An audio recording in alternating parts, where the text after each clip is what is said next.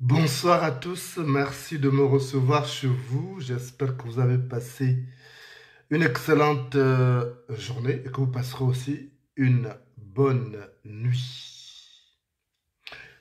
Alors, c'est notre rendez-vous presque quotidien, lorsque le temps me le permet, de vous situer sur un certain nombre de choses que vous ignorez, parce que nous sommes dans un pays qui a hérité de la culture opaque du monopartisme, où tout est fait dans l'ombre. Je vous parlais d'un homme qui a fait du mal au Gabon, qui continue même de faire du mal aux Gabonais. Cet homme s'appelle Meksan Akombesi. C'est un Béninois. Je n'ai rien contre les Béninois parce que moi, je suis un panafricain. Je suis en revanche contre les bandits des grands chemins qui viennent détruire notre pays, le Gabon. Et vous savez que Meksan Akombesi, tout comme Meksan Akombesi et l'imam Ismaël Oseni, font du mal au Gabon. Et le moment venu, ils devront en répondre de leurs actes. Parce que quand l'eau monte, les poissons mangent les fourmis. Et quand l'eau baisse, les fourmis mangent les poissons. Quand l'eau monte, les poissons mangent les fourmis. Et quand l'eau baisse, les fourmis mangent les poissons. Meksan Akombesi, vous le savez, c'est le gourou d'Ali Bongo. C'est le nganga d'Ali Bongo, si vous voulez. C'est le féticheur d'Ali Bongo. Je ne veux pas parler des marabouts parce que les marabouts, c'est encore des personnes dignes. Ils ne tuent pas parce qu'ils sont vraiment ancrés dans l'islam. Et dans l'islam, c'est l'une des meilleures religions dans ce monde-là, mais qui est aujourd'hui gâtée par des gens comme les Ali Bongo, par des gens comme les Ismaël Oseni et tous les autres démons qui gravitent autour. Donc, je vais vous parler du jour où Meksan Akombesi a pris Ali Bongo pour sa gonzesse, pour sa meuf. si vous voulez bien. Quand on est président de la République et quand on a de la personnalité, il y a des choses qu'on ne doit pas laisser échapper. Et quand on est président de la République et quand on a de la personnalité, on ne doit pas être dominé par ses collaborateurs. Or, malheureusement, Ali Bongo est dominé par ses collaborateurs. Et ça se comprend dans une moindre mesure. Parce que lorsqu'un collaborateur monte sur son patron, ça donne ça. Ça donne ça, ce que nous vivons au Gabon. Souvenez-vous, Meksa Kombesi avait dit à la presse internationale qu'il maîtrise l'âme et l'esprit du président gabonais. Ça avait été écrit noir sur blanc. Meksa Kombesi avait dit au cours d'une interview à la presse internationale qu'il maîtrise l'âme et l'esprit du président. Ça n'a pas interpellé, c'est ma boule président que nous avons au Gabon. Ça n'a pas interpellé. C'est normal parce que Kombesi certainement monte sur lui. Sur lui ou elle, je ne sais pas. Si c'est Ali Bongo ou Aline Bongo, je ne sais pas. Meksa Kombesi, comme vous le savez, n'était rien. En France, c'est quelqu'un qui vivotait presque. Il a commencé des marcheurs immobiliers et autres marcheurs, mais ce n'était pas vraiment ça. Et André Mbaobam l'a amené au Gabon. Parce que André Mbaobam sortait avec une de ses cousines. Alors, qu'est-ce qui s'est passé? Meksa Kombesi, c'est un homme ambitieux qui avait besoin d'argent et il avait déjà retenu la leçon parce qu'on a eu les Dossunaki qui se sont enrichis facilement au Gabon. On a eu d'autres Béninois qui se sont enrichis au Gabon à partir de la gestion de l'argent du pétrole. Et lui aussi s'est dit, il faut que je gagne. Et lorsque André Mbaobam se sépare d'Ali Bongo, donc on se trouve avec Akombesi qui choisit plutôt Ali Bongo parce qu'Ali Bongo est fils adoptif d'Omar Bongo, président de la République à l'époque.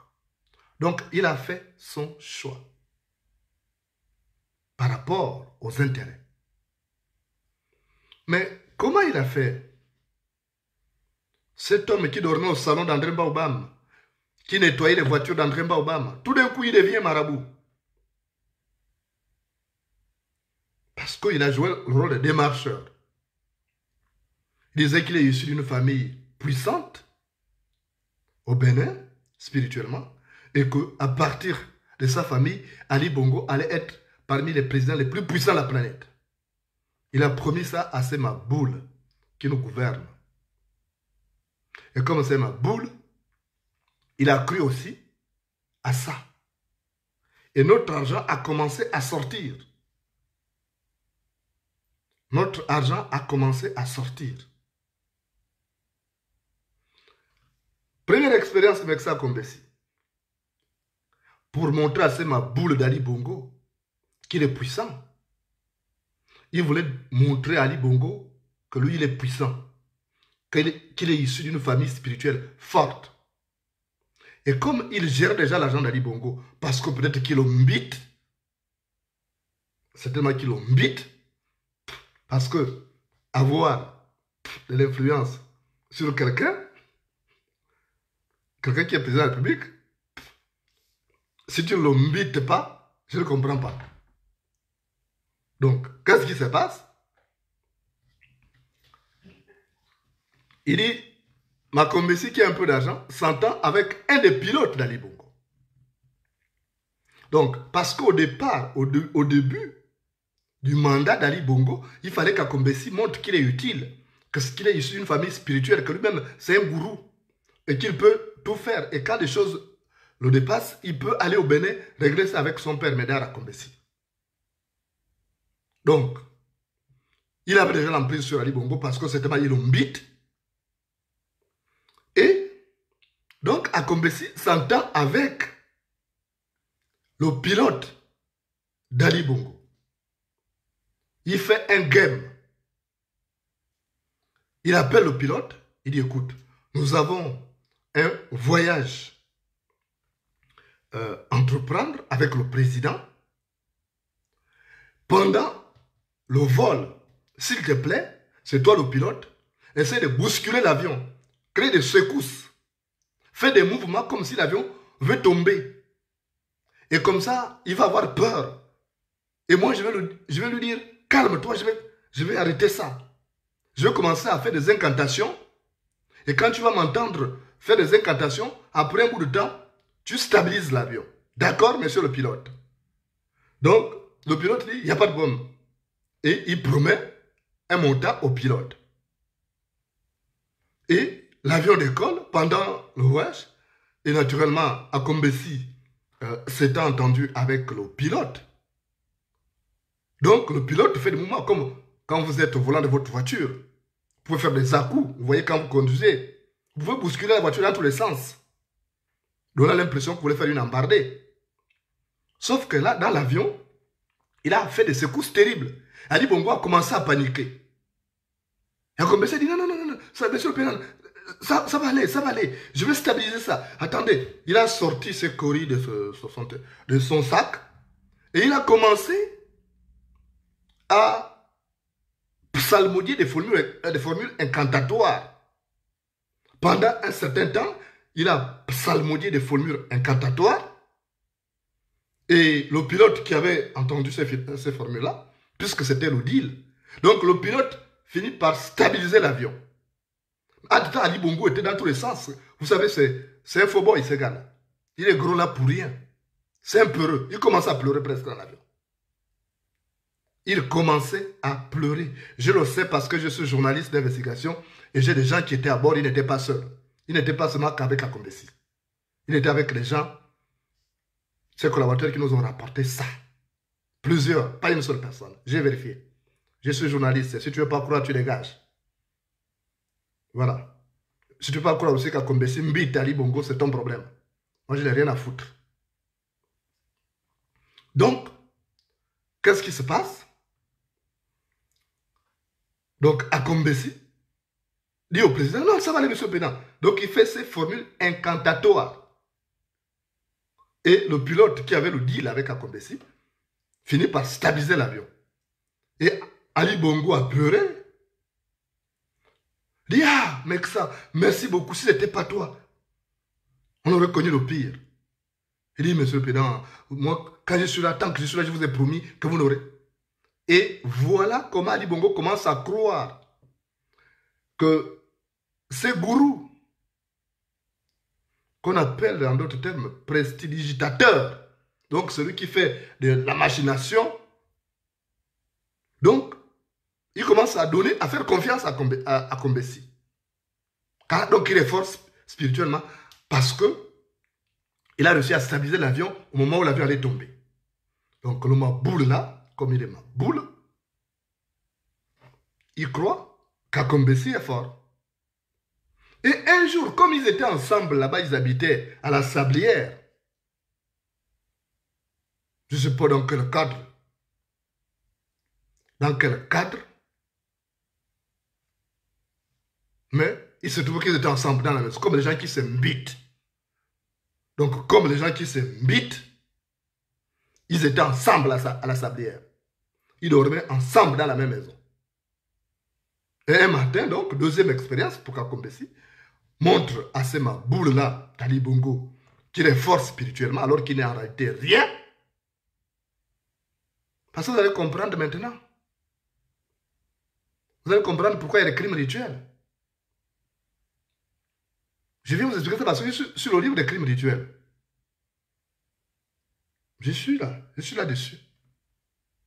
Pour montrer comment Akombesi, parce que les gourous là, ils sont comme des femmes.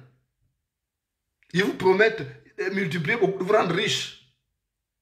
En temps même, ils ne sont même pas riches. C'est comme, vous voyez les Béninois qui sont nombreux sur ma page là, qui viennent faire la publicité, portefeuille magique. Mais quand tu vois même son habillement, tu dis, mais lui là, il va te fabriquer un portefeuille magique, mais il est incapable lui-même de s'acheter que les vêtements décents. Mais il te promet un portefeuille magique. Mais lui-même, pourquoi il ne se dote pas de portefeuille magique? Donc c'est ma boule d'Ali Bongo. Il croit qu'Akombesi est fort. Et Akombesi, pour le convaincre, il va faire un autre jeu des prestidigitateurs. Donc, le matin très tôt, Ali Bongo va prendre sa douche et lui il reste à prêter la tenue d'Ali Bongo, les chaussures et tout. Il dit, parce que personne ne devait toucher les choses d'Ali Bongo. Quand ça a commencé l'histoire là. Quand ça a commencé, c'est lui qui, même là où le président doit s'asseoir, c'est lui qui doit d'abord toucher. C'est comme ça, vous ne savez pas comment ça se passe. Et quand on est ma boule, alors on se tait parce que laissez les gens qui connaissent ces choses-là, qui ont fréquenté ces gens-là, vous raconter les choses. Donc à Kombesi, le président ne pouvait pas, même une voiture, sans que lui-même ne teste. Donc ce matin, à Kombesi se réveille. Et il voit les chaussures que Ali Bongo doit porter. Il prend un petit caillou noir, il avait peint ça de je ne sais de quoi, quelle matière. En tout cas, le caillou était noir. Un petit. Et il met ça au fond de la chaussure d'Ali Bongo. Il met ça au fond de la chaussure d'Ali Bongo. Naturellement, Ali Bongo, avec ses doigts comme un lépreux, il porte des... Il porte qu'on appelle ça?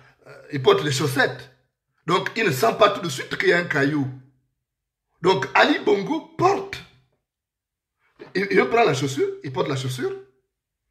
Et au bout de la chaussure, il y a un petit caillou qu'Akombesi a peint en noir avec des trucs bizarres. Et il a mis ça à l'intérieur. Et le cortège présidentiel de cette voiture quitte la Sablière pour aller à la présidence de la République. Parce que c'est là où Ali Bongo allait travailler. Ali Bongo n'habitait pas la présidence. Il avait fui les fantômes de son père. Il se disait que le fantôme de son père viendrait peut-être le bastonner. Donc il préférait vivre à la Sablière.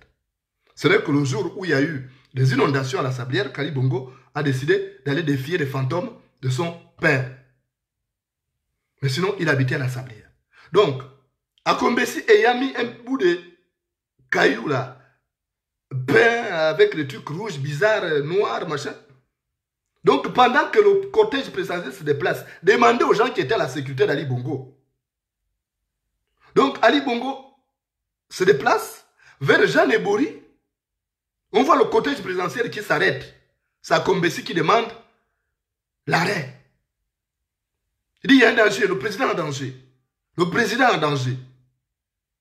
Il y a quelque chose. On a mis un mauvais sort, il y a un mauvais sort. On lui a lancé un mauvais sort et c'est rentré par sa chaussure. Et il demande à ce ma boule là d'enlever sa chaussure. Et il savait que c'était le pied gauche où il avait mis ça. Donc il le retire. Donc c'était le pied droit. Il demande à Ali Bongo de retirer la chaussure. La portière entrouverte. Donc Ali Bongo enlève la chaussure. Et Akombesi met le doigt. Il sort le caillou qu'il a mis à l'intérieur, au fond de la chaussure d'Ali Bongo. Il dit voilà, c'est un mauvais sort qu'on t'a lancé. Et c'est ma boule d'Ali Bongo. Il dit ah, vraiment, mais ça, heureusement que tu es là. Heureusement que tu es là pour veiller. Et je vous assure. Et parti de là. Donc, c'est ma boule a pensé qu'Akombesi est fort. Et Akombesi lui a dit que pour... Voilà, il y a quelqu'un qui témoigne d'abord qu'il a entendu parler. C'est une histoire vraie. J'étais journaliste à l'Union à l'époque. Donc, qu'est-ce qui se passe? Et Akombesi va dire maintenant Ali Bongo, pour être puissant, plus puissant, il faut qu'on tue les gens. Il faut qu'on prélève des organes humains pour que tu deviennes un président puissant parce qu'avec ça, tu vas parler avec les génies. Et c'est comme ça que c'est ma boule d'Ali Bongo a donné la caution. C'est comme ça qu'ils ont formé leur cartel d'épaisseur d'organes humains. Ils ont pris Alfred Edmond Nzengi Madungu pour en faire le patron, le directeur général des crimes rituels. Parce que Alfred Edmond Nzengi Madungu a été nommé président directeur général de la société de crimes rituels.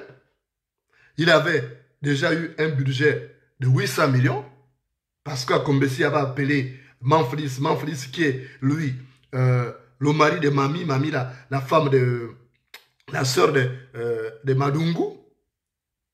Et on lui donne un budget de 800 millions avec les véhicules rituels, y compris y compris, s'il vous plaît, un corbillard noir pour transporter les cadavres vers les camps de dépaissage. Parce qu'avec les deux petites expériences qu'Akombesi avait faites, c'est l'Odine, c'était le game. Donc il fallait. Ali Bongo a dit, mais non, mais que ça est fort. La preuve, c'est que quand l'avion a failli tomber, ça bougeait, tout ça, il a stabilisé ça.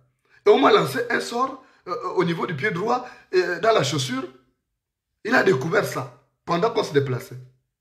C'est ma boule. N'a pas pensé un seul instant. Il n'a pas pensé un seul instant que c'était un jeu d'escrocs, de féminin. Et voilà comment on est lancé dans les crimes rituels. Et ce n'est pas demain que ça va s'arrêter. Donc, quand vous avez ma boule à la tête du pays, comment comprendre que dans ce siècle de modernité, il y a encore des maboules qui pensent que, avec les organes humains, on devient puissant, on parle avec Dieu. C'est inimaginable.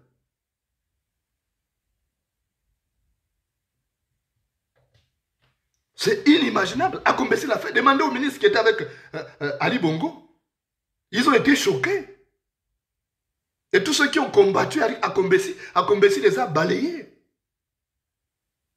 Et si vous savez qu'ils ont enterré des gens, ils sont allés faire un rituel au Bénin. Si je m'en demandais à Ernest Pau, moi je cite les gens, demandez à Ernest Pau, il y a un rituel qui a été fait en sa présence au Bénin. Et ils ont fait des sacrifices d'enterrer des albinos. Voilà.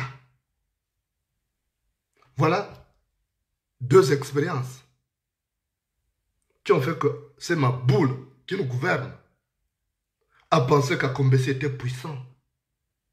Alors que c'était un jeu pour le tromper. Le même Akombesi avait promis à Ali Bongo une victoire cash à l'élection présidentielle d'août 2016. Mais Ali Bongo a mordu la poussière, non? Est-ce que, malgré tous les crimes qu'Akombesi a fait commettre au Gabon, est-ce que Ali Bongo a gagné l'élection? La réponse c'est non, il a été battu proprement, bien dosé par Jean Ping. Mais donc, Akombesi c'est un escroc, c'est un féman. C'est un féman, Akombesi. Mais il a trouvé son maboule comme il le mbite. Il vient prendre, et on lui donne un salaire de 75 millions de francs CFA pendant que les Gabonais souffrent. Il continue à percevoir son salaire de 75 millions de francs CFA. Et ça, quand on parle, on est mauvais. On est mauvais. Moi, je ne suis pas ma boule. Hein. Je ne vais jamais accepter ça. C'est mon pays. C'est le pays de mes ancêtres. C'est le pays de mes ancêtres. Et je n'accepterai pas que ces escrocs d'Akombesi fassent du Gabon ce qu'il fait. Tout ce qu'il prend, il va rembourser ça. S'il est déjà mort, ses enfants vont rembourser ça au Gabon. Parce que c'est pour nous. Il a qu'à investir partout, ça nous reviendra. Même Edan TV, là, la télévision là, qu'il a créé avec notre argent, ça nous reviendra. Tout ce qu'il a au Bénin, là, ça nous reviendra. On va vendre ça. Parce qu'il a trouvé son maboule qu'il mbite. Et voilà pourquoi on a des crimes rituels. Comprenez comment il a convaincu ces maboules-là qu'en tuant les gens, il va devenir puissant. Alors qu'il est le président le plus détesté parce que le sang humain est bizarre. Le sang parle. Vous n'imaginez pas. Moi, je suis un initié. Le sang humain parle. Vous n'imaginez pas la force. Quand vous sacrifiez quelqu'un, vous êtes condamné par la guigne. C'est pourquoi ne jamais sacrifier votre semblable. Ne jamais recourir aux pratiques fétichistes qui font intervenir le sang humain. Ne le faites jamais. Il vaut mieux mourir dans la pauvreté. Il vaut mieux mourir dans la pauvreté. Ali Bongo, comment il est détesté aujourd'hui. C'est le président le plus ridicule. Il va même à Port-Gentil, des enfants crient « Oh, Iboubou, oh, Iboubou ». Est-ce qu'on pouvait entendre ça avec son père? Et pourtant, son père tuait. Son père faisait les crimes rituels, je sais de quoi je parle. Donc, il faut retenir cette leçon-là. S'il y a quelqu'un là qui vous dit qu'il est fort, il est ceci, il vous promet le portefeuille magique, c'est faux. Il faut dire d'abord, d'accord, ouais, pour toi, ton portefeuille magique, il y a combien dedans? Il y a combien de milliards dedans? S'il te montre ça, tu dis, ok, d'accord. Mais quelqu'un qui n'a même pas, lui-même, il n'a même pas un toit. À Combessi, quelqu'un qui vivotait en France, il vient dire que c'est un grand, il fait des miracles. Mais parce qu'il a trouvé un maboule qui le mbite, et ce maboule-là lui a donné tous les pouvoirs, y compris de gérer le trésor public. Parce que quand Combessi est arrivé, il a déplacé le coffre-fort du trésor public pour l'amener à la présidence de la République. Et là-bas, il s'est tapé un salaire de 75 millions qu'il continue de percevoir aujourd'hui en tant que haut représentant personnel du chef de l'État. Je ne sais pas, haut représentant ou bien militaire du président de la République. Voilà. Et vous voulez que ça, moi j'accepte ça? Vous pensez que moi j'ai accepté des bêtises? Ce type-là ne mérite pas là. Il faut qu'on le dégage. Il fait honte au Gabon. Il a pris Ali Bongo pour sa gonzesse. Il a pris Ali Bongo pour sa meuf. Regardez comment il était devenu hautain. Il était devenu hautain. Il était devenu hautain parce qu'il a trouvé un maboule qui le mbite et qui accepte tout ce qu'il fait comme caprice. On n'a pas besoin des guignols comme ça à la tête du pays. On a besoin de quelqu'un qui a la force de caractère pour dire non. Il faut dire non. Mais quand quelqu'un vous mbite, il a de l'emprise sur vous.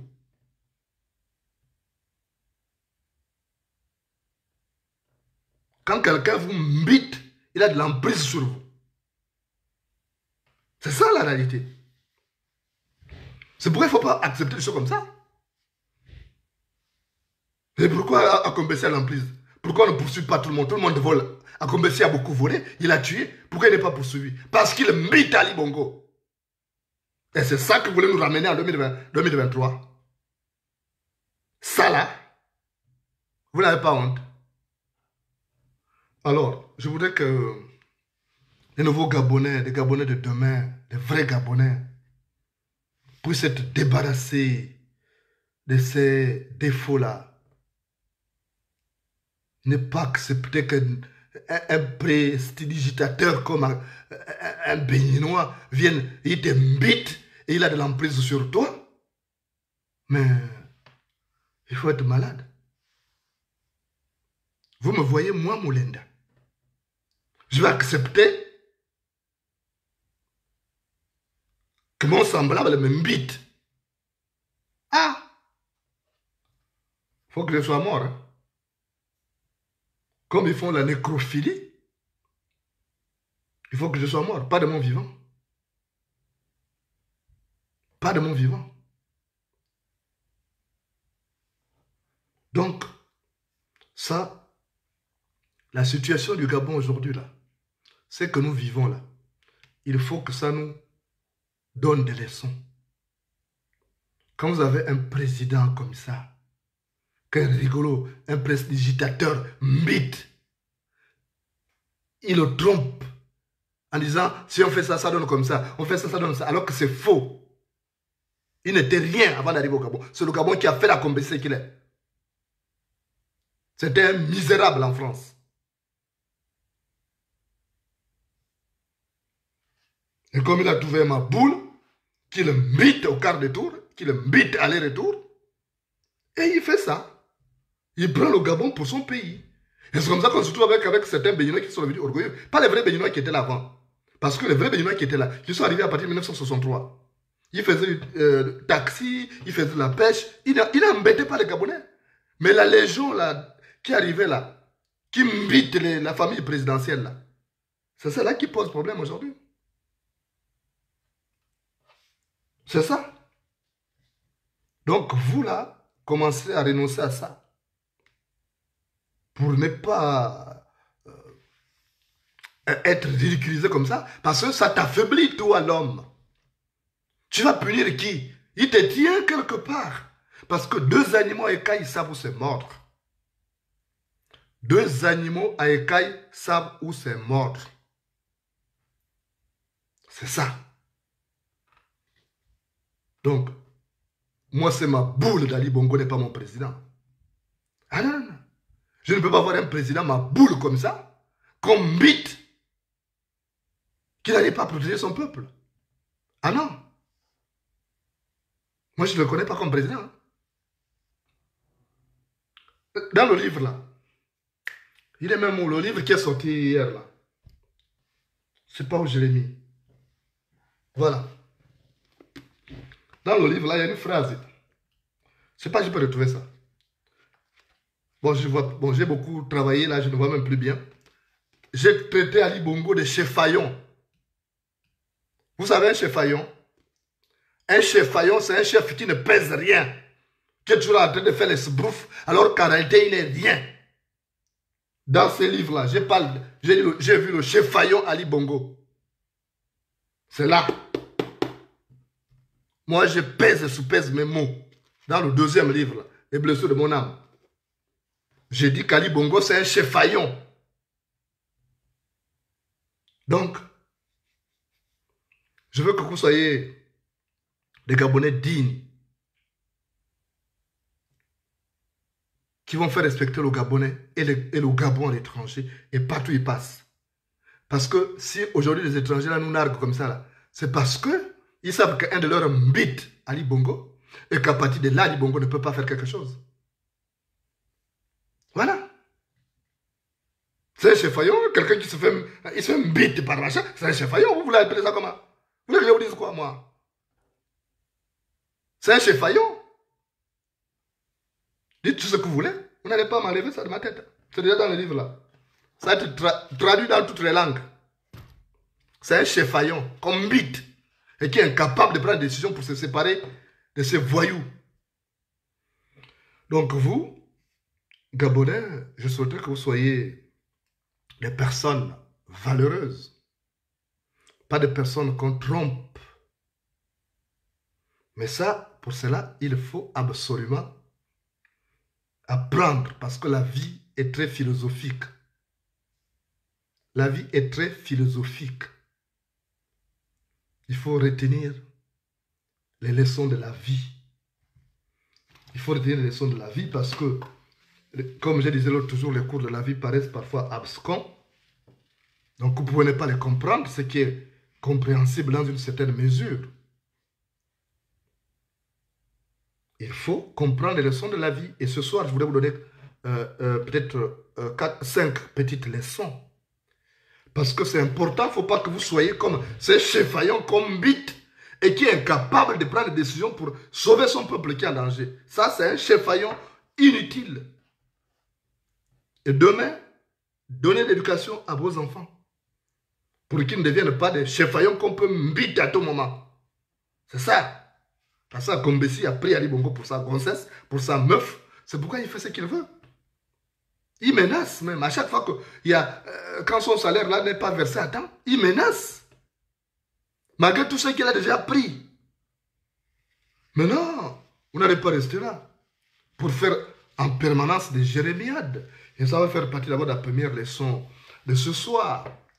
Ça ne sert à rien de se plaindre, chers compatriotes. Ça ne sert à rien de se plaindre. C'est autant de temps perdu à ne pas agir pour changer la situation. Ça ne sert à rien de se plaindre. C'est autant de temps perdu pour agir et changer la situation.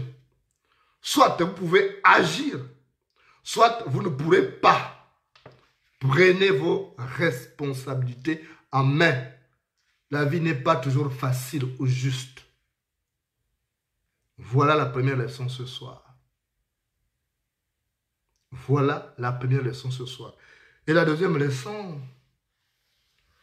pour ne pas être comme ces chefaillons qu'on mbite et qu'on trompe lorsque l'avion bouge. On pense que c'est un prédictateur béninois qui a stabilisé l'avion. Pour éviter ça, apprenez tous les jours. La deuxième leçon, apprenez tous les jours. Si vous n'apprenez pas, vous n'avancez pas. Si vous n'apprenez pas, vous ne ferez que reproduire vos erreurs. Si vous n'apprenez pas, vous risquez de finir rongé par les regrets. Voilà la deuxième leçon. Apprenez tous les jours. Si vous n'apprenez pas, vous n'avancerez pas. Si vous n'apprenez pas, vous ne ferez que reproduire les mêmes erreurs. Si vous n'apprenez pas, vous risquez de finir votre vie rongée par des regrets.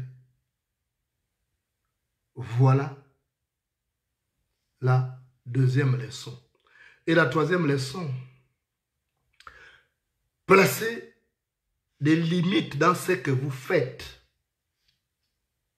Si le chef-faillon Ali Bongo avait placé des limites, Akombesi, même si l'on mythe, Akombesi ne ferait pas ce qu'il fait au Gabon.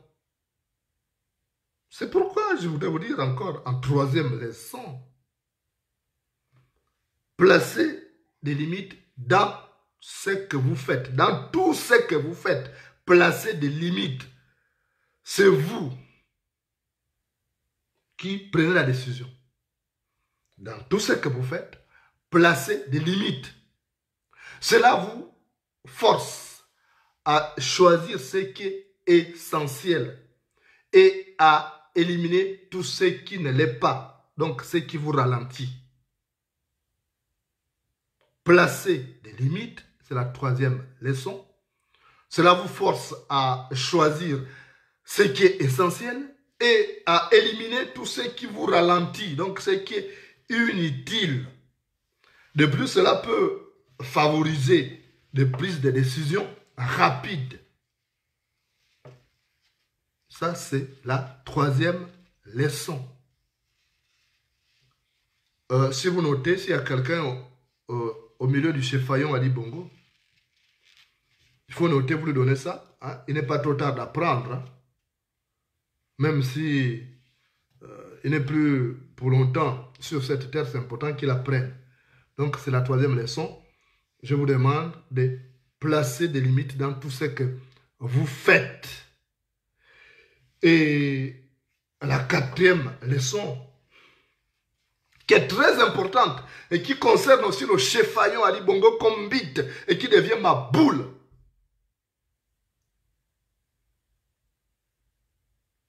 Entourez-vous de bonnes personnes. Entourez-vous de bonnes personnes. Entourez-vous de bonnes personnes. Mais Akombesi, ce n'est pas de bonnes personnes. Akombesi, ce n'est pas de la bonne compagnie. C'est un tueur. C'est un buveur de sang. C'est un bandit, un voyou. Un biteur de ses semblables. Comment vous pouvez qu'un président de la République puisse s'entourer de ce genre d'énergumènes? Mais parce que ces énergumènes sont à son image. Ou il a l'image de ces énergumènes. C'est pourquoi la quatrième leçon, s'il vous plaît, on vous demande de vous entourer de bonnes personnes. Et retenez une chose. Nous sommes la moyenne des 5 personnes que nous côtoyons le plus souvent. Nous sommes la moyenne des 5 personnes que nous côtoyons le plus souvent. Votre entourage peut dicter comment vous aborderez vos problèmes, ne l'oubliez pas. Votre entourage peut vous dicter comment vous aborderez vos problèmes et peut influencer vos prises de décision. Ça, il ne faut pas l'oublier. Et cela peut soit vous tirer vers le haut, soit vous tirer vers le bas. Donc, entourez-vous de bonnes personnes. Si demain, l'un d'entre vous est président du Gabon, s'il est président directeur général d'une société, s'il est ministre, la première chose à faire, c'est de vous entourer de bonnes personnes. Comme ça, ça vous permettra d'aller de l'avant. Donc, voilà la quatrième leçon et la dernière leçon je voudrais vous dire d'éviter le complexe. La quatrième leçon, c'est d'arrêter de vous comparer aux autres. Arrêtez de vous comparer aux autres. La recherche des statuts sociaux nous pousse sans cesse à comparer notre position avec celle de nos semblables. Et ça, c'est une erreur. Vous ne pouvez pas comparer ce que vous faites à l'intérieur avec ce que d'autres renvoient de l'extérieur. C'est une erreur. Parce que dans les grands moments, les hommes se montrent comme il convient de se montrer. Dans les petits moments, ils se montrent comme ils sont. Donc, arrêtez de vous comparer aux autres. Ne vous fiez pas à l'image que les gens renvoient de l'extérieur. Ce n'est pas forcément ce qu'ils sont. Ne vous fiez pas même à cette vie aujourd'hui chimérique, à cette vie virtuelle que les gens vous brandissent sur les réseaux sociaux. Parce que, naturellement, dans leur vie de tous les jours, ce n'est pas ça. Vous avez vu lorsqu'il y a eu l'apparition du film Tarzan, beaucoup d'Africains sont morts. Beaucoup d'enfants africains. Ils ont voulu imiter Tarzan, escalader entre les branches d'arbres, et certains tombaient, mouraient. Ils oubliaient que c'était des films, juste un film tourné. Que ce n'était pas des humains en tant que tels. Donc, arrêtez de vous comparer aux autres. Parce que quand vous voulez vous comparer aux autres, ça donne un complexe, et puis on veut faire comme les autres. Si l'autre a gagné l'argent parce qu'on le mbite, tu seras obligé aussi d'aller pour qu'on te mbite, pour que tu gagnes de l'argent facile. Si l'autre va faire de la prostitution et a eu un VX parce qu'il a fait la prostitution, toi tu vas aller faire la prostitution. Mais attention, attention parce que dans tout ça, tout le monde n'a pas la même possibilité d'en sortir là intact. Et si l'autre a réussi à sortir de là, toi tu peux ne pas sortir de là. Ou alors, tu peux traîner une réputation répugnante. Manger du crapaud est certes appétissant, mais la réputation d'en avoir mangé est répugnante. Ne l'oubliez pas. Manger du crapaud est certes appétissant, mais la réputation d'en avoir mangé est répugnante. Donc, je voudrais vous dire de prendre soin de vous, de ne pas vous comparer aux autres, de ne pas vous comparer à ces guignols d'Ali Bongo qui a rabaissé l'image du Gabon parce que celui qui est président par défaut du Gabon, et naturellement, on nous juge à l'aune de ces maboules, ces médiocres, qui est un paresseux, parasite, qui ne sait que manger et ronfler. Or, le Gabon mérite mieux. Et c'est ça que les pédégistes veulent nous reconduire en 2023. J'apprends par rumeur que, apparemment, tous ne sont pas d'accord. J'apprends même qu'au Conseil national de la démocratie, il y aurait des tensions, des scissions là-bas. Ça, je n'ai pas encore vérifié parce que depuis la journée, je suis absorbé par ces livres tant attendus. Mais la réalité, c'est que nous avons un chef faillon et non un chef. On ne peut pas l'appeler chef d'État. Il est chef d'État de quoi? C'est un chef de gang. Ali Bongo, un chef de gang, c'est un chef faillon. Alors donc, je voulais vous appeler à faire confiance à votre intuition, à ne pas perdre du temps, même avec les pédégistes. Parce que même un enfant retient vite. Aujourd'hui, j'ai l'impression que les adultes sont devenus des gosses au Gabon. Les adultes sont devenus des gosses. Regardez les pédégistes, comment ils se comportent. J'ai vu un reportage ce soir sur Gabon Télévision, ou Télé Africa, je ne sais pas.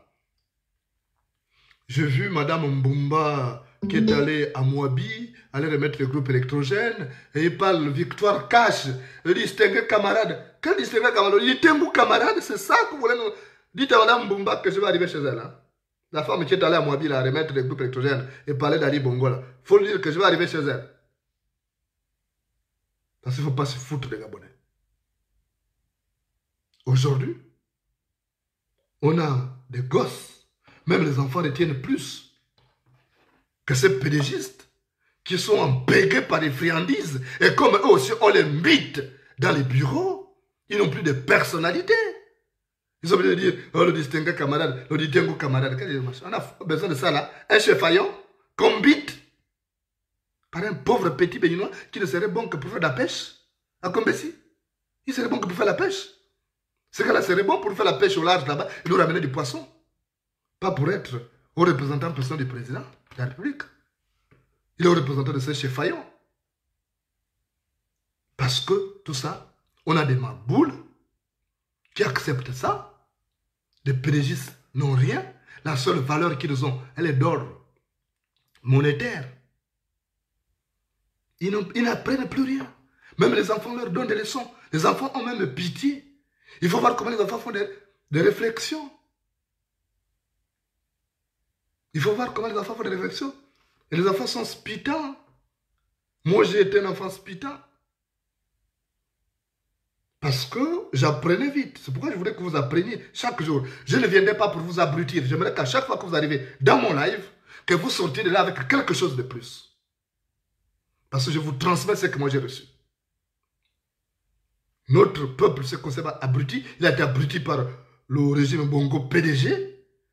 Et il est grand temps de faire un travail de reconstruction. Et c'est ce que nous avons commencé à faire avec les autres activistes, Stéphane Zeng, et Messire, même si aujourd'hui sa position est ambiguë, avec les Thibaut Adjatis, avec les Tata Huguette, les Franck Djoktan, les Claire Newman, et tous les autres qui dans ce combat-là, les Peter Brady Akewa, le défunt Mumbuking, Landry Amiang et tous les autres, c'est ce travail de construction qu'on est en train de faire.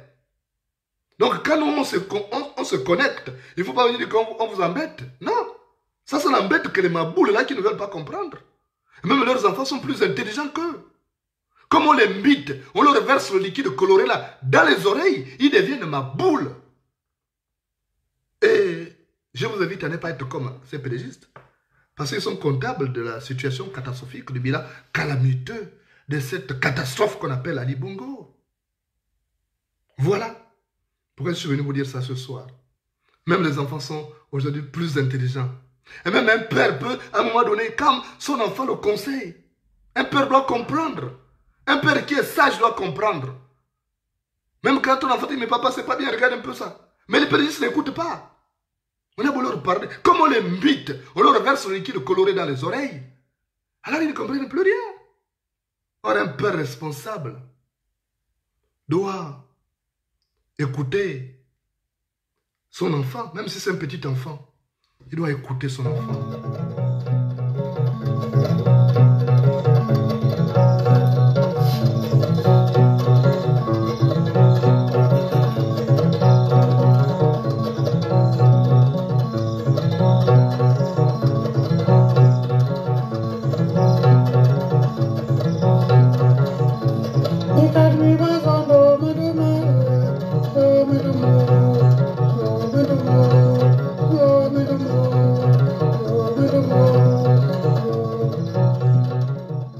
Dans un village, il y avait un homme qui avait sa femme, qui avait déjà ses 2 enfants. Le plus âgé, c'était un garçon, et le moins âgé, c'était une fille. Cet homme s'appelait Mumbina. Alors, au plus fort des brouilles avec sa femme, Mumbina rechignait à entrer tard à la maison. Parce qu'il disait que, oh, cette teigneuse de Marundu va encore m'emmerder. Vaut mieux que je traîne dehors et que je rentre directement dormir. Au point où l'enfant se demandait même où était son père. Parce qu'il pouvait faire 2, 3 jours, 4 jours, une semaine, sans voir son père. À tel point qu'un jour, la fille, Paga, a demandé à son père, me dit, papa, toi tu habites maintenant où? Le père a dit, pourquoi tu poses la question? Il dit, j'habite dans cette maison, mais je ne te vois pas. Pour ne pas heurter l'enfant, pour ne pas dire à l'enfant que c'est parce que ta mère me rend la vie ingouvernable dans cette maison. Il a dit, non, je travaille beaucoup. Il dit, je travaille beaucoup. L'enfant a regardé. Il dit, papa, tu travailles beaucoup. Tu es payé combien l'heure? Et c'est comme ça que mon bénin a dit, oh, je suis payé à 6 € l'heure. Enfin, 6 francs l'heure. L'enfant a dit, ah bon papa, 6 francs l'heure. Donc ça te fait beaucoup d'argent. Donc si on multiplie par 12, ça fait beaucoup d'argent. Si on multiplie par 10 heures travaillées, ça te fait 60. C'est beaucoup. Et c'est comme ça que un jour mon bilan repart. Et sa fille a dit, j'attends papa aujourd'hui, je vais voir à quelle heure il rentre. Et mon bilan est rentré tard. La fille ne dormait pas. Il dit, s'il te plaît papa, est-ce que tu peux me prêter 6 €? Les 6 € que tu gagnes par heure là, puisque tu passes toute une journée là-bas, ça te fait beaucoup d'euros donc que tu gagnes. Puisque tu gagnes 6 € l'heure. Est-ce que tu peux me prêter 6 € s'il te plaît? Et c'est comme ça qu'on a dit à son enfant, mais tu fais quoi avec ça? Il dit non papa, je vais t'expliquer après. Si tu m'aimes, prête-moi 6 €. Et c'est comme ça que mon bina, comme il est tendre, c'était un homme tendre avec ses enfants. Mon bina a sorti 6 €, il a donné à l'enfant. L'enfant est rentré dans sa chambre, il dit au revoir, bonne nuit papa. Et le matin, l'enfant s'est réveillé avant son père, avant que le père n'aille au travail. Il a dit, mais papa, s'il te plaît, tous les jours tu rentres tard maintenant là. S'il te plaît, comme tu travailles, on te paye 6 € là par jour. Voilà 6 € là. Je vais te rembourser, mais je te donne, voilà 6 €. Donc, ça va te faire 1 heure d'avance. Et si tu peux rentrer 1 heure avec 1 heure d'avance, au lieu de travailler encore 1 heure de plus là, tu peux rentrer avec 1 heure d'avance. Voilà les 6 € que je te donne. Puisque tu m'as donné ça hier. Tu as dit que je ne peux pas te rembourser. Maintenant, je te paye pour que tu viennes tôt dans cette maison, pour que tu vois maman, pour que tu manges avec nous. Voilà 6 €. Puisque 1 heure de temps, je te paye 1 heure de temps, au lieu de rentrer à 20 h, 21 h. Donc, rentre à 19 h, je t'ai déjà payé 1 heure. Mbina est resté là. Il a dit oui. Ok. Il a appelé sa fille maman. Il dit maman, j'ai compris. Je vais rentrer tôt. Et depuis ce jour, comme Mbina était quelqu'un qui comprenait, il a compris que l'enfant avait besoin de son père aussi. Il a compris que l'enfant avait observé beaucoup de choses. Mais malheureusement, ce n'est pas le cas d'Ali Bongo. D'abord, ses enfants sont ma boule comme lui-même. C'est normal. Ceux qui rentrent ne donnent pas naissance à ceux qui volent. Mais Mbina avait changé. Le jour où sa fille a dit, bon, écoute, je veux que tu rentres aujourd'hui plus tôt parce qu'on aimerait manger avec toi. Voilà 6 € que tu gagnes par l'heure là. Donc tu as déjà 1 heure d'avance. Alors, décroche très tôt de là-bas pour que tu viennes manger avec nous. Mbina a commencé à rentrer tôt. Alors, soyez sages. Écoutez même les enfants, on apprend beaucoup des enfants. Les enfants d'aujourd'hui sont très intelligents. Nali Bongo n'écoute personne. Je ne sais pas parce qu'on le mbite. Je ne sais pas. Mais c'est ça malheureusement. Quelle malchance pour le Gabon. Quelle malchance pour le Gabon. Mais ne vous en faites pas. On s'en sortira. Parce que tout ce qui est debout se couchera. Tout ce qui est debout se couchera. Bonsoir chez vous.